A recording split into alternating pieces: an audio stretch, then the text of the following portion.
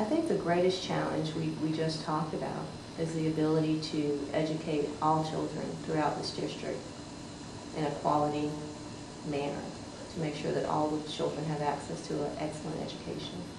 And what strategy, as a board member, what can a board member do to ensure that? I think that a board member can do a couple of things.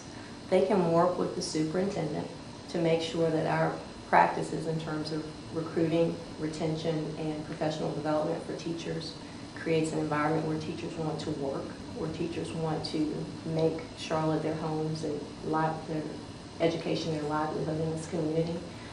Right now we are losing our teachers to other counties. We're losing our teachers to private schools because their working environment isn't what they envisioned initially. So I think that, again, going back to the recruitment, the retention, and the professional development, we can create a better working climate for our teachers. I think that in addition to having strong teachers in the classrooms across the district, we need to make sure that each school has a strong principal. And if we hold that as an accountability placeholder for our superintendent and the board comes back and they're monitoring, do we have a strong principal and a strong administrative and support team at each school? Because that's what's going to make each school desirable across this county.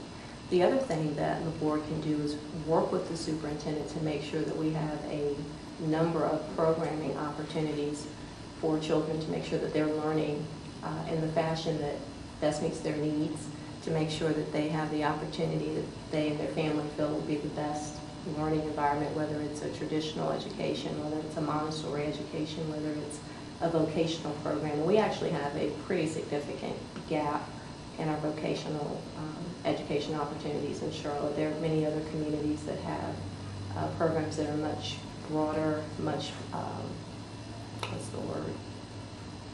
much more intentional than what we have in Charlotte. We've only touched the surface in terms of vocational education for children. And then, of course, the STEM, science, technology, engineering, and math. So we need to make sure that, going back, strong teachers who are being supported, strong principals who can support their schools. We need to make sure that the curriculum is in place. We need to make sure that we have the type of technology that will allow students to learn and access information. And then we need to create strong public-private partnerships. Those are 5 things that the board can do and work with the superintendent to put in place. Public-private partnerships meaning? Where the school district is partnering with communities of faith, where they're partnering with health and human service providers, where they're partnering with the business community, where they're partnering with philanthropic organizations to fill in the gaps that the school district is unable to meet on its own. Mm-hmm. So I'm going to go back to Deacon's question briefly, where I think I heard you say that you didn't think that in the current pupil assignment, the challenges are huge. Would you be willing to change how pupil assignment is done to remedy that? I think we have to look at how we're doing it and is it being done in the best way.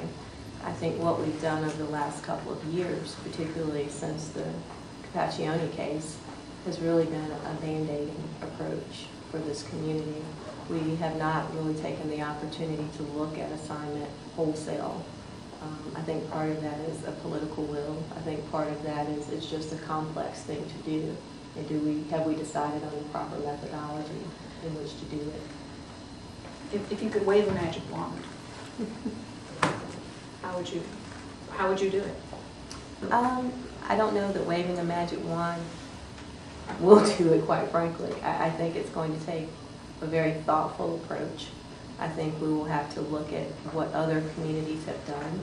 I think we'll have to really understand what the law will allow us to do currently, or if there are ways to go back and revisit some of the decisions that have been made. One of the things that has always struck me, we have so many trailers in our district where schools pile, the attendance, the capacity is overrun, and then we have schools that are underutilized, and we allow that because of our placement and use of trailers. We may want to look at limiting the number of trailers by school so that we can have schools that are not underutilized and schools that are not overcrowded. That's one thing that we need to consider. I think the other piece of it is making sure that, you know, what do the lines look like? You have some schools where their district or their their assignment lines are very narrow or very cut up, and then you have others that are very broad.